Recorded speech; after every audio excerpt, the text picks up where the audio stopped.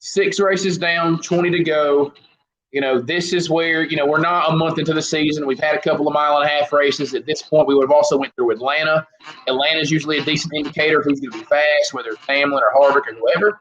And while we're talking, everybody, welcome into NASCAR by the Numbers. I'm your guy, Will, a.k.a. NASCAR Opinion. You have Armani. Let me put my hands in the right direction.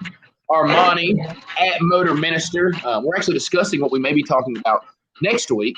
Talking you about almost shortlist, guys. Yeah, we have a little funky list of what we're going to talk about, but we were thinking next week we may look at points for the first time all season because a chunk of races are done. I know Armani's going to look up to it, and Matt's already in here. What's up, Matt? Our Canadian. We might actually do the numbers part of NASCAR by the numbers. Yeah, the numbers part of NASCAR by the numbers. Right now, we just bring the NASCAR part. Later on, we'll bring the by the numbers. Yeah, exactly.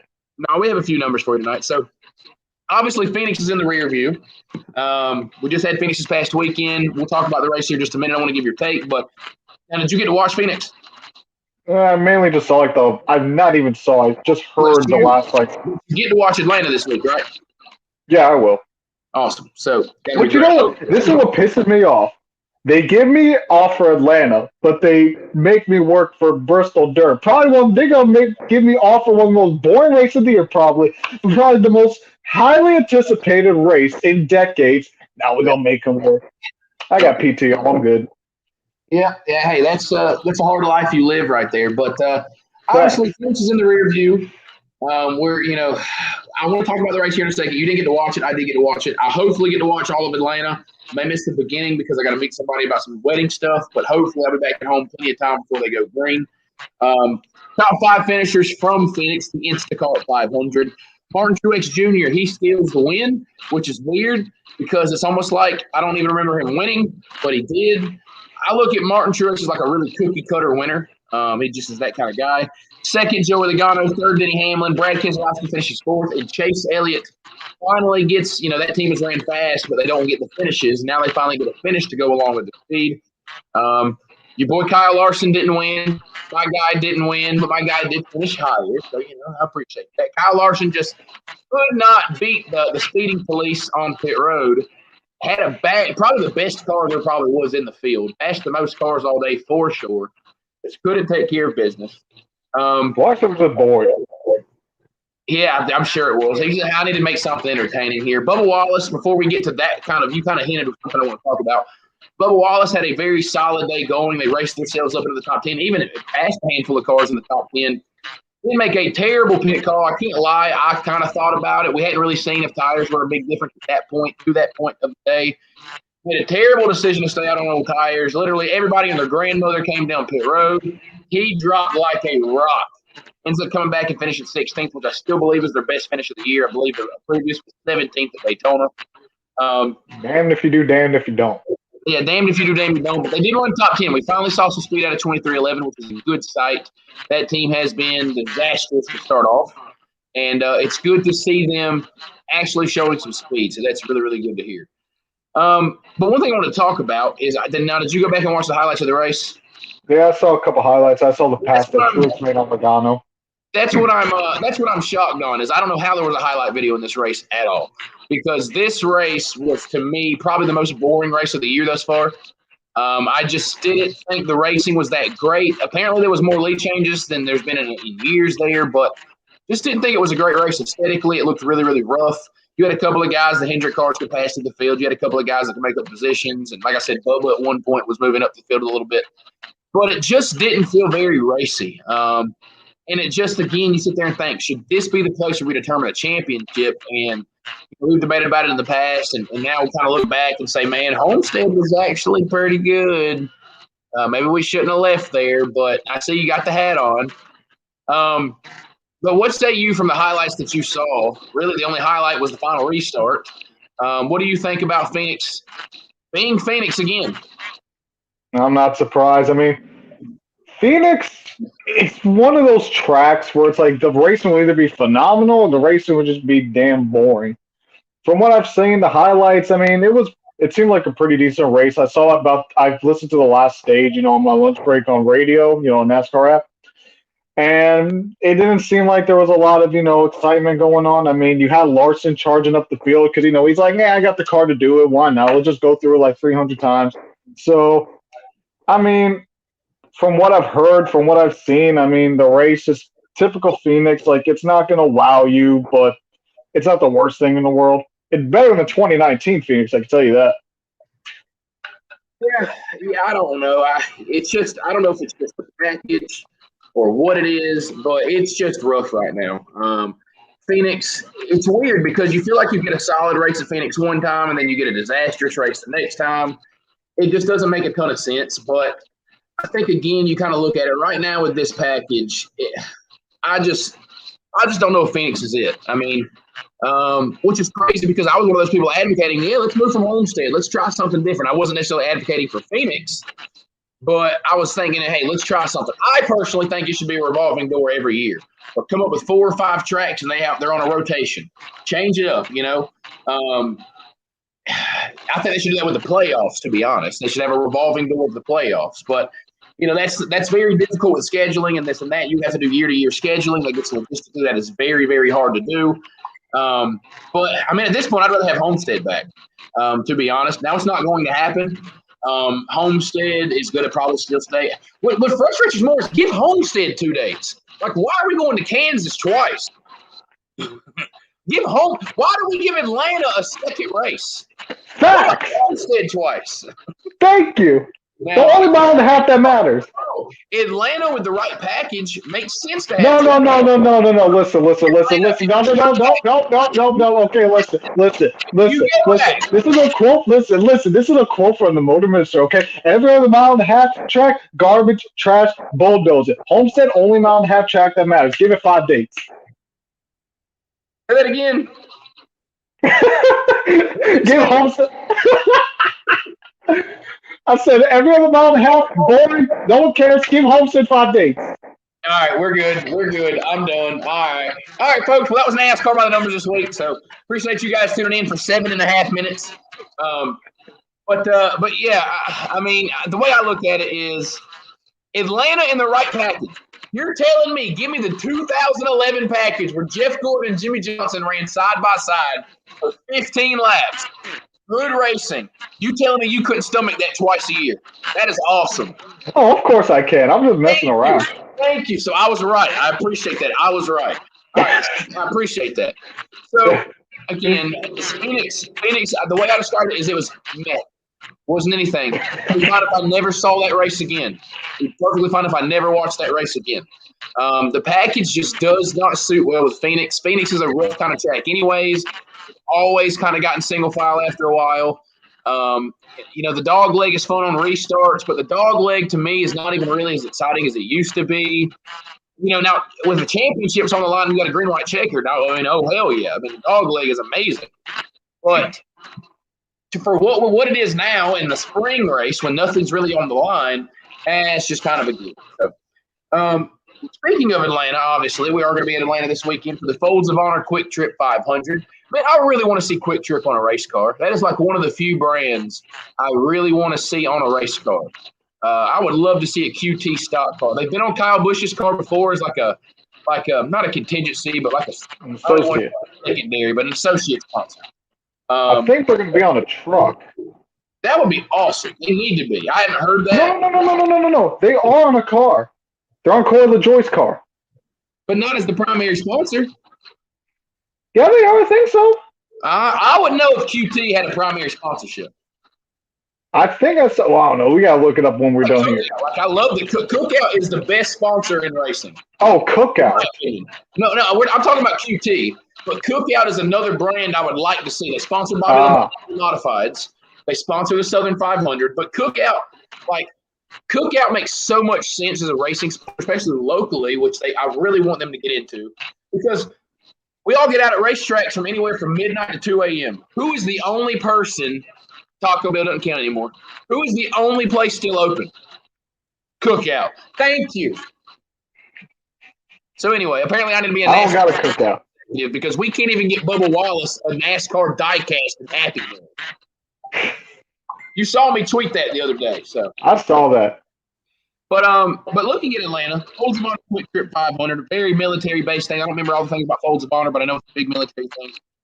Your top 5 average finishers. Now, this is prior to 2020, so take out 2020. Chase Elliott right now with 4 starts, which is weird because I don't remember Chase running that well at Atlanta. But he has a 10.5 average finish. He's first. Eric Jones in 3 starts, a 10.7 average finish. Kyle Larson with a 13.8, Kyle Busch with a 14.4, and Kurt Busch is a 14.9.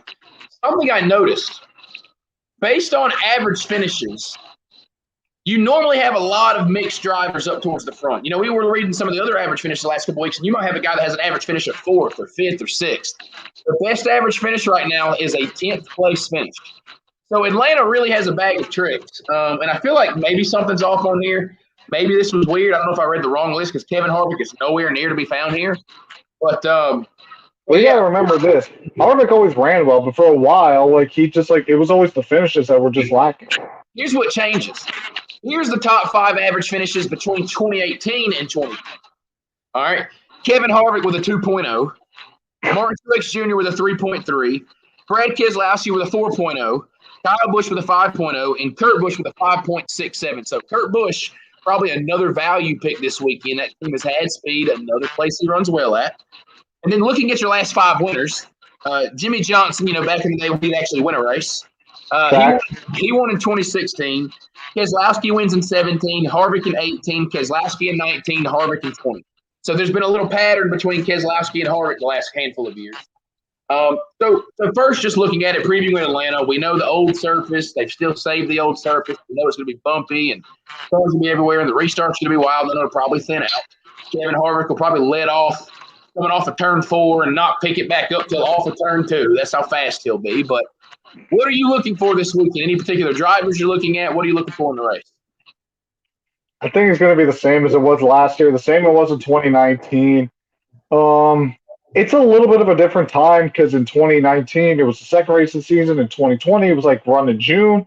So this year, obviously, we're running it in, the middle of March. So it might be a little different. But I think we're going to see one thing about Atlanta is it really doesn't matter what the temperature is on the track. It always seems to, basically have the same type of racing. Really, the package doesn't really – even in 2018, 2017, those races, they were very similar to what they were in 2019, 2020. So I think we're going to see something very similar to what we've seen in the past half decade.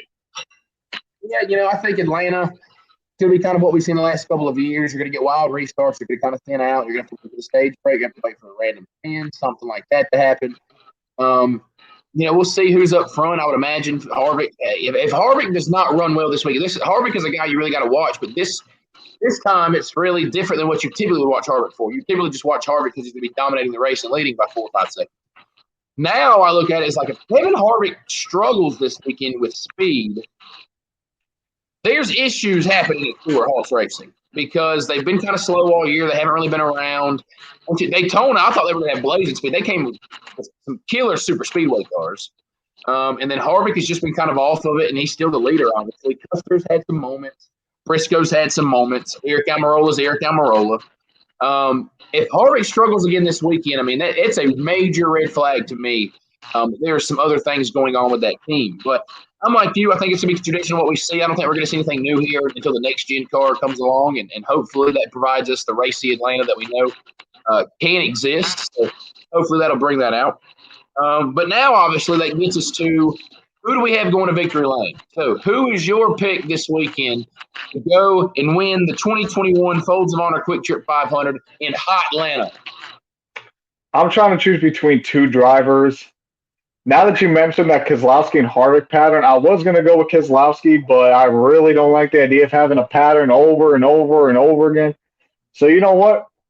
I think we have 5 winners, 5 races. We're going to have 5 winners in 6 races. I think Martin Truex Jr. goes back-to-back, wins in Atlanta. Not a bad pick. Maybe him and James. He finished second in 2019. I believe he swept the stages in 2020 also. Maybe him and James. Truex is good in Atlanta. Maybe him and James Bond are clicking on some things. I think Kyle Larson will also be a guy to be, especially. I can't remember if Atlanta's had the high side come in the last couple of years, but it generally used to be a place where the high side could be really ran very well.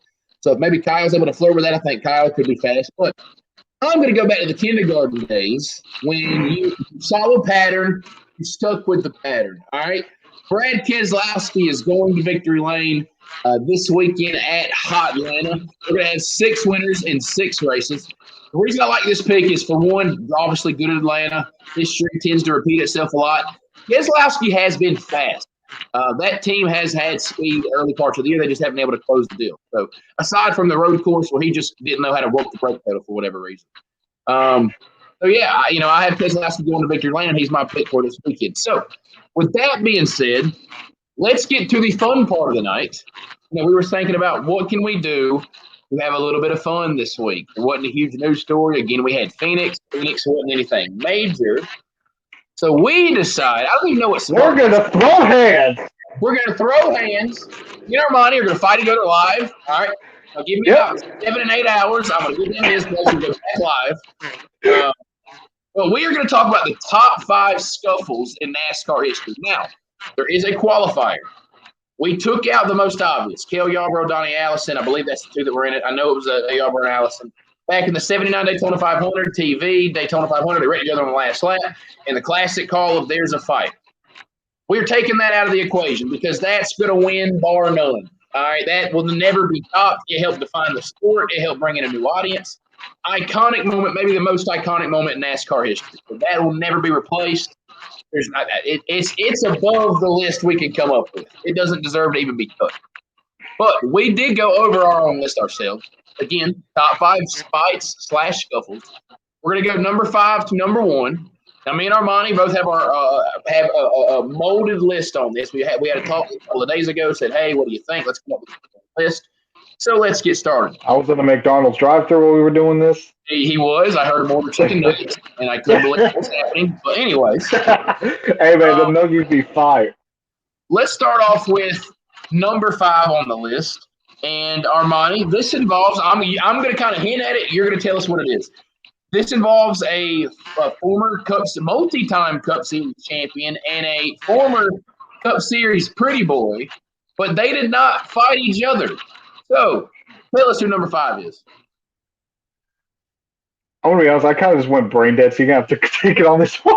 Oh, come on now. You don't have your list on you, man? It's on my phone. Hold on. Just go ahead and say it. We've got a new phone, and now he doesn't even have his notes ready. I literally just got this phone yesterday. It is 2004, Tony Stewart, Casey Kane, and their pit crews. So they go on a restart. I don't remember how many laps were to go. They were both in the top 10. Tony Stewart just hooks Casey Kane. Just outside wall, over with, done. Car is destroyed. And next thing you know, the camera pans and the 20 and the 9 team are just whipping the hell out of each other. There's dudes getting knocked over, gas cans getting knocked over, the reporters are reporting on it. I don't remember this happening. I remember I knew about this 5 or 6, 7, 8 years ago when I remember, and like I had forgotten about it, and somebody showed me a replay, and I was like, I don't remember that happening. I'm sure you probably don't remember this happening, but I'm sure we went back and watched the videos.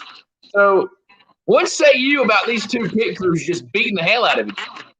I just found it hilarious. The number one thing I love about this scuffle is that Tony Stewart won the race. That is in my opinion, that is the thing that just sent this scuffle into this list. If Tony Stewart didn't win this race, I don't even know if this would be in the top 5. But the fact that Tony Stewart won this race is what makes this fight great.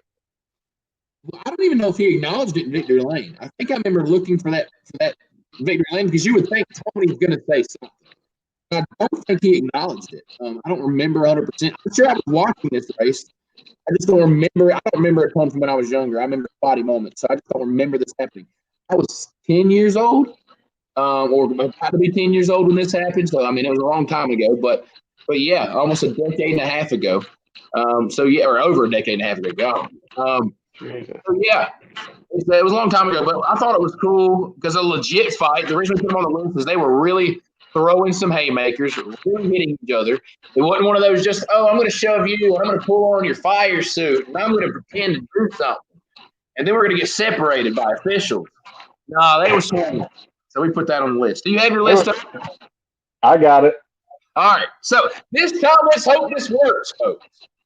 So number 5, Tony Stewart, Casey Kane, pit crews back in 2004. This next one happened in the early 2000s at the last Great Coliseum between a former Cup champion who is currently active and a almost could have been Cup Series champion that many people tend to stick with in the mid to late 2000s. Armani, lay us out number 4. Happy Harvick versus the Biff. Stick with the Biff, but not this time because he almost got his ass whipped. All right.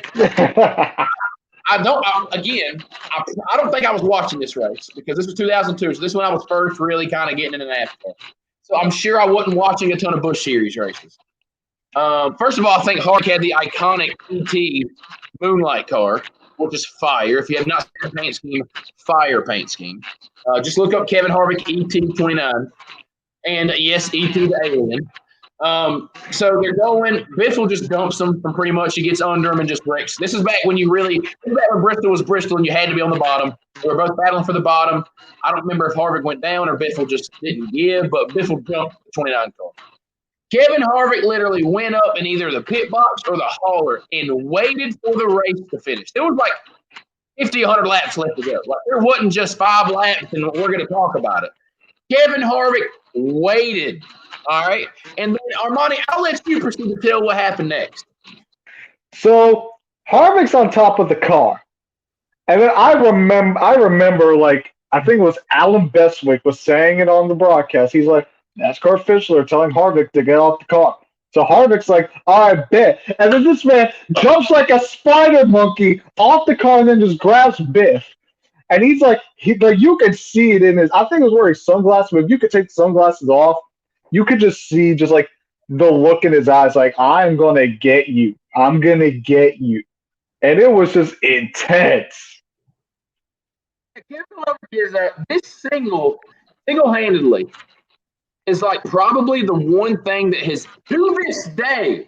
You're like, I wouldn't mess with Kevin Harvick. Kevin Harvick hadn't even been in a scuffle in like 6 years now. Like, I don't remember him being in a scuffle since he helped start another scuffle we're going to talk about later. So, no. Him himself, since Kyle Busch and him got into it at Darlington that night. That really wasn't a scuffle. That was just more of Busch dumped him. I remember watching it at my grandma's house that night. Busch dumped him. Harvick said, hey, let's talk about it, which would have been an iconic scuffle. And then Kyle Busch just scampered away and turned Harvick's car on the inside pit road. But anyway, Harvick has been mild-mannered. But this very instant helped to build Kevin Harvick's reputation as a badass in NASCAR. Jumps across the car. I'm talking about has Biffle by the collar, dog. Just in his face, cutting a full wrestling promo right there next to the race car. And I'm talking about if there was a steel chair, Harvick would have used it. All right, and no joke, Kevin Harvick still had a hairline back then. It was serious as can be. And badass moment. To me, it had to make the list because we just gonna ignore the fact that you just roasted Harvick right there. Well, I love Kevin Harvick, but I mean, come on. But that single moment made Kevin Harvick out to be a badass that we still look at today, even though Harvick has not been in any kind of scuffle in years. If someone went and dumped Kevin Harvick this week, and you know what you would say? Well, watch out for Harvick next week. Watch out for Harvick, son. And instances like this is why. All right, you go dump Eric Almirola, he ain't going to do nothing. You go dump my boy Chase Elliott, probably ain't going to do you. I damn sure know you like Alex Bowman, he ain't doing nothing. All right? So you mess with Harvick, situations like this is the reason you still think he's going to do something. So number 4 on the list, Greg Biffle, Kevin Harvick, 2002. I'm talking about in your face, stone cold, spitting in the face of Vince McMahon. Inches, all right? And it's not even inches from each other. Vince McMahon almost signed Harvick after that one. Yeah. He could have cut some promos there. Number 3 on the list, moving forward. Now, this one is more another kind of iconic fight that happened between pit crews. And this is the oldest one on our list. Involves 2 Cup Series champions. One driver has the nickname that was after a movie. So that might mess with some people. Armani probably don't even realize what the hell is going on at this point. And the other one is a radio broadcaster from time to time. Armani, I'll set the stage. 1989 All-Star race. Tell me who's involved. What's going on? We talking about probably two of the most polarizing drivers at the time. We talk about the pit crews again of Darrell Waltrip and Rusty Wallace. Beautiful fight. So to set the stage, now at this point, they talked about this. I remember NASCAR used to have top 10 shows. So Darrell Waltrip was kind of the bad guy. Now this is when Rusty Wallace was still in the 27 Kodiak car. And Rusty was still making a name for him. People knew Rusty Wallace was becoming a name, but he was still kind of he wasn't a championship Rusty. I don't believe he won a championship yet. I could be wrong, but I'm fairly certain he has. He won his title in '89. So that again, this is going to be the year he wins the championship. So Rusty is on the rise. Darrell Waltrip at this point was kind of the bad guy. He was in the side car of the 17. People didn't really like Darrell very much.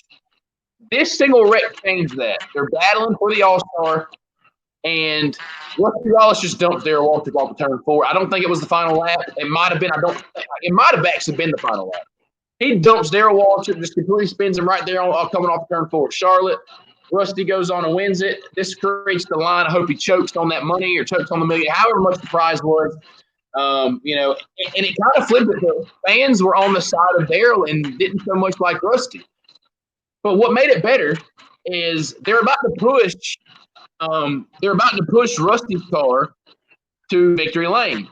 And I believe Todd Parrott was Rusty's crew chief. Well, they're walking past one of the Tide crew members. Now, there's already tension. Clearly, the other dude just literally dumped the other guy to win the All-Star. Todd Parrott shoulders one of the Tide pit crew guys, and all hell breaks loose. It was like basketball teams just to win. I'm talking about a real deal, beating the hell out of each other. And I'm sure you've looked at replays. How would you react if that happened today? Like, I would lose my mind. That would that would just be amazing. Like, just okay. No. Imagine if that happened in 2017 with Chase Elliott and Denny Hamlin, or last year with Kyle Busch and Chase Elliott. Dude, just imagine that would happen to anybody right now. Like, that's what we need. We need a full-on. I think it's however many people are on a crew in a pit box now. We'll go with 9. We need a full 9-on-9 brawl right there on pit road. Yeah. Wow. Just going at it, son. That's what we need, all right? I know everybody's going to complain now. That looks terrible for the sport. All right, well, I'm going to need something if we're racing at Phoenix every week, all right? I'm going to need somebody to get pissed off, all right? And I need somebody to do something about it. We're going to Atlanta. We're going to Atlanta on Sunday. We're going to need something to talk about. Yeah, we need something. We need Kevin Harvick to get Greg Biffle ain't at the racetrack. I need you to find Greg Biffle getting his damn face. All right. So, but yeah, number 3, Darrell Waltrip, Rusty Wallace crews. And all of these pretty much involve pit crews. Very rarely do drivers get into it. And thank God, because the last time that happened, it was John West Townley. And I can't remember what's his name, Spencer Gallagher. And that was horrendous. All right. So, driver on driver, it's only been once or twice that it's panned out. One of them will be one of our honorable mentions here in a few minutes. Usually, driver on driver 1v1 does not pan out very well for NASCAR drivers. Pit crews, they don't give a shit. All right. That's your big dudes that are building the cars all week that can squat 400 pounds without trying. All right. So they're here to whip a little bit of ass. All right. So, and there used to be guys like that were sort of not really enforcers. They had jobs, but like Chocolate Myers with Dale Earnhardt. You did not mess with Chocolate Myers. And he knew if something was going to go down or somebody tried to do something to Dale, he was the enforcer. I don't really know if they have that anymore. That was badass. So going into number 2 on our list, speaking of Phoenix, that probably gives it away. They've kind of made it a little too much of a deal in the broadcast booth, which pretty much gives it away already who we're talking about. But it was a badass moment. I remember watching it live. Armani, give away the obvious, number 2 scuffle in NASCAR history.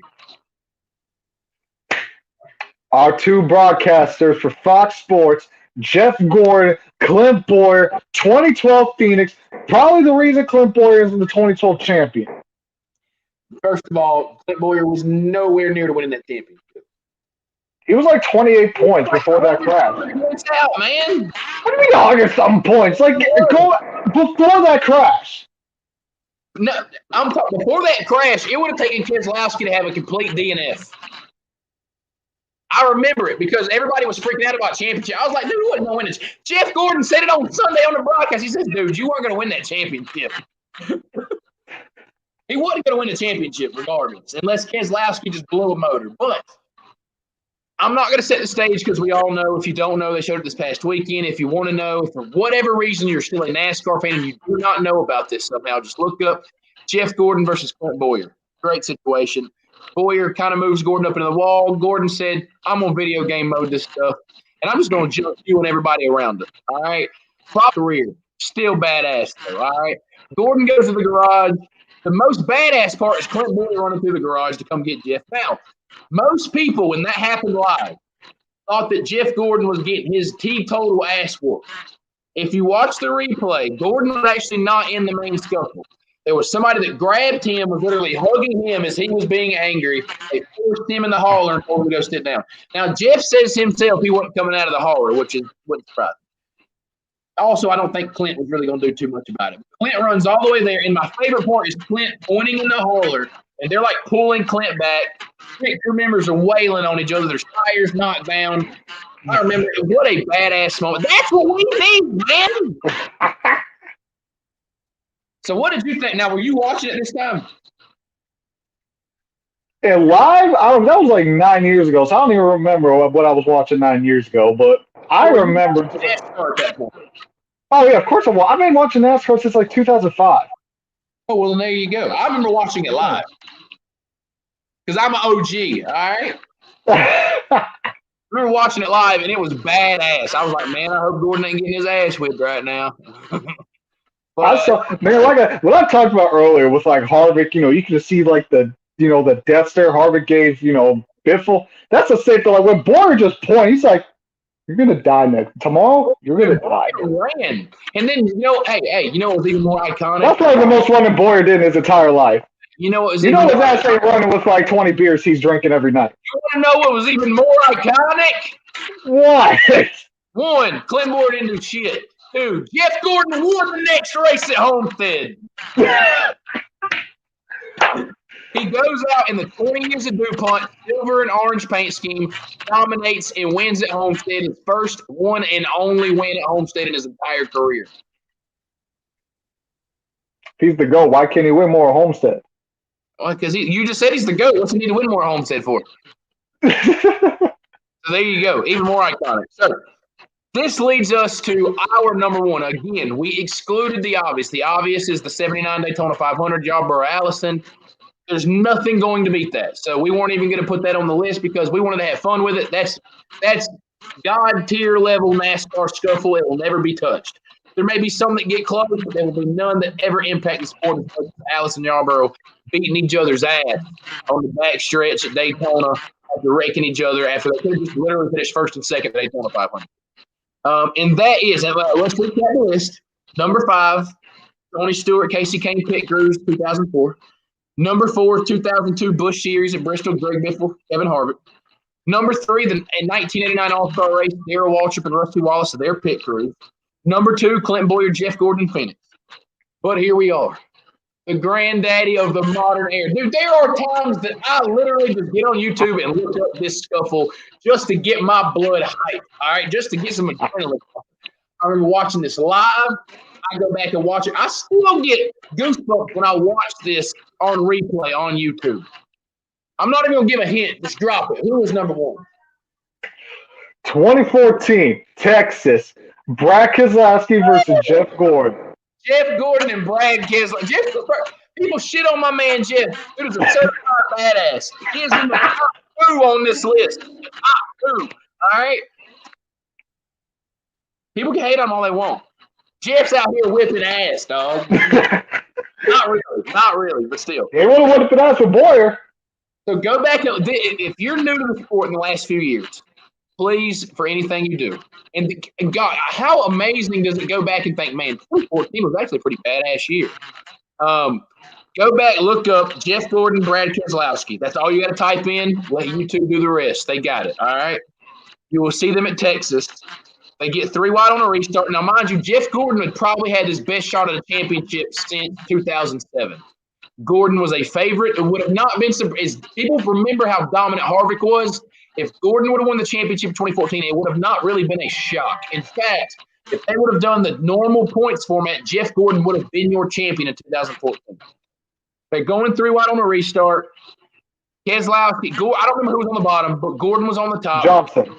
Johnson was on the bottom. Gordon was on the top. They left just enough room for a third car to squeeze. What did Brad Keselowski do? He said, I got this, fam. And he sticks his nose in there. Gordon closed the doors. Keselowski goes. They make contact. Furthermore, Jeff Gordon blows a tire. He spins out, somehow saves the car, but it pretty much ends Jeff Gordon's race.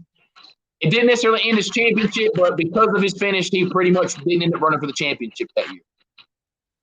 Now, Keselowski had the right to make the move. It's a racer's move, right? Like, take that risk. Gordon was kind of petty about it. But at the time, he was damn hot, son. All right? He finished the race. I think – did Harvick win that race? No, it was Johnson. So Johnson wins that race. So Gordon still won in some sense. But anyways, Johnson wins that race. They come down pit road. Nobody's really expecting much until Jeff Gordon decides, I'm just gonna park my car next to the 2 car. You know what I mean? I'm just gonna let's just have a chat. All right. I just want to. It's like that. It's like I once seen a Family Guy with Peter Griff's. Like I just want to talk to him. I just want to talk to him. I just want to talk to him. Grabs a shotgun. I just want to talk to him. I just want to talk. Just want to have a friendly chat, maybe a picnic, have a cup of tea or something. We'll figure something out. Right. They get out of the car. Gordon has his helmet on. Keselowski's taking his helmet off and stuff. If you watch the replay, somehow Jeff Gordon did not see 6'12" Brad Keselowski literally sitting right in front of him. So you see Gordon around because he doesn't see him. Gordon's working on trying to get his helmet off, but first he's trying to talk to him with his helmet on. And then Gordon finally gets the helmet off, sets it on Keselowski's car, and Keselowski's just not here. Whatever. Keselowski's kind of blowing him off and doing this. But you don't do that to a 4-time champion, all right? Don't do it to a certified badass. Everything is about to pretty much be over until Kevin Harvick is like, nah, bro, you gonna handle this. Kevin Harvick pushes Brad Keselowski back in the middle. Jeff Gordon had the reach of the White Howard. Brad takes everybody collar, pulls them in, and everybody just starts waiting on each other. I'm talking about Casey Kane's pit crew's whipping ass. Paul Menard's pit crew's there just trying to split stuff up. I think Gordon, there was a picture at one point where Gordon may have actually landed a punch on Keselowski. They all kind of got in the mix. Jamie Little was in the middle of it. There was 2 or 3 crews. Gordon's pit crew was all about whipping some ass at that point. Keselowski's guys were trying to fight back. I think Gordon's crew won the whole thing. They walk out. I think Gordon had a little bit of blood on him. You can tell Keselowski doesn't have his neck yanked around and stuff. A complete badass. I'm probably going to look that up after I get off of it. But complete badass moment. So I know you were watching when this happened. What do you remember from then, and how crazy was that situation? If you said it, but I didn't think like anything was gonna happen. And then Harvick will forever be the GOAT for this moment. I always say, Jimmy Johnson fans got to thank Dylan Lupton. If you're just a badass NASCAR fan, you got to thank Kevin Hart for this moment. Because once that happened, I was on the floor dying. I remember I was in my room. I'm like, okay, nothing's going to happen. I'm about to turn it off. And then before I turn off the TV, I just see Harvick just go like this. Boop, and I'm like, what the hell is this man doing? And then I just see Gordon just grab Keselowski with like the might of Zeus just to go down. And I'm just on the floor dying like, what is happening? You got to remember, so Keselowski's he talked about it in 2002 or 2012, and he was actually pissed. They showed the replay of 2012. Keselowski was kind of going through this phase. Everybody thought Keselowski was kind of just being kind of too aggressive, kind of being too loose with his aggression. He called Jeff Gordon out when he dumped that Boyer finish, which we talked about at number 2. But Keselowski had sometimes had the reputation of kind of being a little – I think there's a word, but I can't think of the word. But just he was being too aggressive and not at the right times. Just kind of immaturity in a sense in the race car. this had come a week or two after Keselowski and Matt Kenseth had gotten into it at Charlotte, because it had to have been a couple weeks after. Charlotte used to be the 4th or 5th race in the playoffs. Texas has always been the 7th or 8th race in the playoffs. So just a couple of weeks prior, Brad Keselowski and Matt Kenseth got into it between the holes. And so now Keselowski's coming off of this. Tony Stewart was trying to wreck him. Hamlin was trying to wreck him. Matt Kenseth was trying to fight him. I mean, half the playoff field was trying to whip Brad Keselowski's ass out there in the infield. And so this happens a couple of weeks later. And so I think it was, the biggest problem is I don't think Gordon necessarily was going to fight Brad. You don't know, because Gordon has gotten aggressive. I mean, when he pushed Matt Kenseth back at Bristol in like 03 or 04. But he wanted to talk to him, and Brad wasn't having it. Brad was just ignoring him. And I think that's what pissed Gordon off even more. And Kevin Harvick was like, "No, dude, we're going to handle the situation." Dude, you're going to throw hands. Brad was going to walk away. And Kevin Harvick was like, "No, bro, you're going to handle this. You're going to handle this tonight, all right?" So they go up, and got handled. So there you go. Dude, I'm going to go watch this again after we get off of here, because that shit gets me hyped every single time. I lose my mind every time I watch it. But we've got our list. Number 1, Jeff Gordon versus Brad Keselowski, 2014 Texas fall race in the playoffs, was huge in determining who would battle for the championship that year. Obviously, Jeff Gordon did not. But hey, he did win most badass moment of the race season right there. So now we want to talk about honorable mentions, because there have been a few solid moments. So Armani was really wanting to put on the Cole Custer, John Hunter Nemechek deal. We'll call it the tackle in Canada. I remember when that happened. That put a bad taste in my mouth for John Hunter Nemechek for a long time. I'm kind of over it now, because who gives a crap anymore? Cole Custer with just the tackle. If you go back and watch it, it was kind of really weird. He just tackled him once, and then it was kind of over with, and then they kind of just walked away. So that was unique. We had Busch versus Logano, which probably had the strongest argument on the list. Back a couple years ago at Vegas, Busch walked all the way down pit road. I think Jeff Gluck was the one who filmed the video. And I'm telling you, bro, if Kyle Busch would have landed the punch, he was on this list. Because he walked straight up and just swung. He just missed. So, and unfortunately he got knocked down. And then the last one was last year. My boy, Noah Gragson, giving the KO to Harrison Burton. So which one of these three, if you got to pick one to put on the list, which one of those three are you taking? I'm taking Burton and Gragson, just because, you don't see it.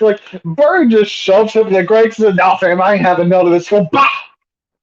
It's the best quote-unquote scuffle or fight. It's the only actual fight that happened here. I guess you could say Busch and Logano was. It ended pretty quick. Unfortunately, pit crew members always get involved. Oh, and we didn't even put this honorable mention when Joey Logano and Denny Hamlin got all up in each other's faces a couple of years ago. That should have been an honorable mention, too. And I'm sure there's some we're missing. There may be some that we're missing. We didn't put, Jimmy Spencer, Kurt Busch on there, because it never became a scuffle. Jimmy Spencer just punched Kurt through the freaking – anytime that a driver got punched through the car, it's not really a scuffle, because the other driver couldn't do anything. So, Michael Waltrip just completely unloading on the Spam car in Lake Speed. We didn't count that. Clint Boyer just playing Wii on Ryan Newman a couple years ago. We didn't count that. So I'm sure there's one or two that we're missing, but we wanted to come up with the ones that Suarez and McDowell. Suarez and McDowell. I personally love that. I just love how Suarez just threw him to the ground, and then his crew chief, McDowell's crew chief, just comes out of nowhere and they just slam Suarez in the car. Suarez looked like a wrestler. He looked like Randy Orton just walking in like, "No, we good." It's nah, stay down. Because McDowell has to have at least 60 pounds on Suarez. And Suarez was like, "No, I got you." Well, hey, I'm telling Suarez lifts, bro. All right. Oh, of course he lifts. He ain't joking. All right. That boy's got some muscle. So. But that's what we have for you guys tonight. Hope you guys enjoyed it. We're going to get out of here. I got to say shout out to my alma mater, the Winthrop Eagles. Hopefully Winthrop, let me put that in the thing. Hopefully Winthrop brings NCAA tournament. A lot of people are picking them to upset 4-seeded Villanova tomorrow. Villanova's missing their star player. Winthrop's one of the best teams in the country. We're 23-1 this year. So fingers crossed, my Eagles. I got to wait all the way till 10 p.m. tomorrow. I'm going to be old as hell. I'm going to be – so hopefully my boys can play well, win a game. They have not won the tournament in a long time. Hey, speaking of the Eagles, shout out to the Eagles for giving us Carson Wentz. We gonna we gonna do better than your Panthers. I can tell you that. We'll come up with some kind of bet because I don't think so. You want to bet? No, okay. No. Okay, live recorded. Are you going to buy Coca-Cola 600 tickets?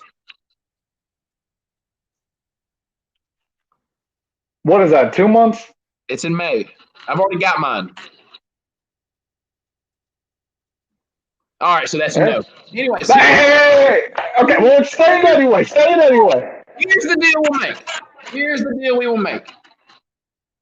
Whoever has the worst record of the two teams, the Colts and the Panthers. So let's say when my Panthers go 9-7 next year, but the Colts go 6-10. All right, you have to get us tickets to either the Bristol Dirt or the Coke 600 for 2022. For 2022, and if the reverse happens, obviously we'll do the reverse. You know what? You got yourself a deal. Because you want to win the 9 games for Teddy Bridgewater. Virtual shape. you ain't win 9 games with Teddy Bridgewater. I thought about, damn, if Teddy Bridgewater's still my quarterback, I'm probably going to lose this whole deal. All right, so there we have it. We got a bet live on TV. We're not gambling, no. No money was exchanged. Nope. So we appreciate everybody tuning in. The only money that's going to be exchanged is what he pays for my Bristol Dirt or Coke 600 tickets. Yeah, hopefully Bristol Dirt, because that would be badass if it comes back. But anyways, that is all we have. Next week, I'm sure we will be talking about Bristol Dirt Race, previewing that, so be prepared for dirt racing talk and that kind of deal. Or if anything crazy or extravagant happens in Atlanta, if Daniel Suarez goes out and wins in Atlanta this weekend, I'm sure we'll have something to talk about. So, with that being said, we're going to roll out of here. Go my Winthrop Eagles. Go Brad Keselowski, who's going to land in victory lane this weekend. Go Colts, who are going to win the Super Bowl next year. All right. No longer live. We'll see you next week.